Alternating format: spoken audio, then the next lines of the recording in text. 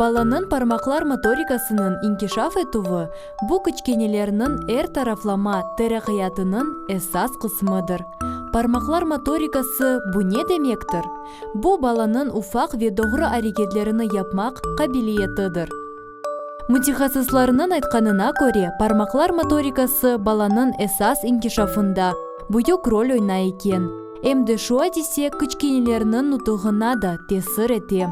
Пармаклар моторикасы эллеринин бежериклигине, язувга ве баланын реакциясына да низбеттен тесир эте. Бала не кадар чоқ пармачыкларнен аракет япса, о кадар онун колларынын ве нутугунун инкишафы да яхшы тарафка чывырыле. Есть развивающие игрушки, которые помогают развивать фантазию, память, логику, мышление, помогают развивать речь ребенка и мелкую моторику, да, что тоже влияет на развитие мышления малыша. Конечно же, все игрушки важно подбирать по возрасту ребенка, по его индивидуальным способностям, по его индивидуальным потребностям, да, потому что игрушки есть просто красивые, да, для того, чтобы в них поиграть, а есть игрушки те, которые помогают нам развивать определенные способности, навыки и умения. Мераклы факт. İnsanın miyinde hareket ve nutuk etrafları biri-birine yakın yerleşe ekenler.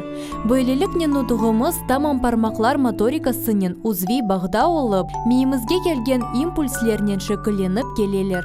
Şunun için mutaxassislarının fikrince bala sağlam olup, öz yaşına göre inkişaf etmesine tamam parmaklar motorikası vasıtasının erişmek mümkün olur.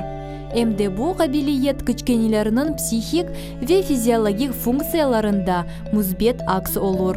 Эбетте, мектепке да катнамаган балачыкнын пармак моторикасы кабилиетini инкишаф этип, онун мустакыллыгы акында да унутмак керекми? Бала оз урбасыны кенди дөгмелемели ве аякабыны өзү кийме керектир.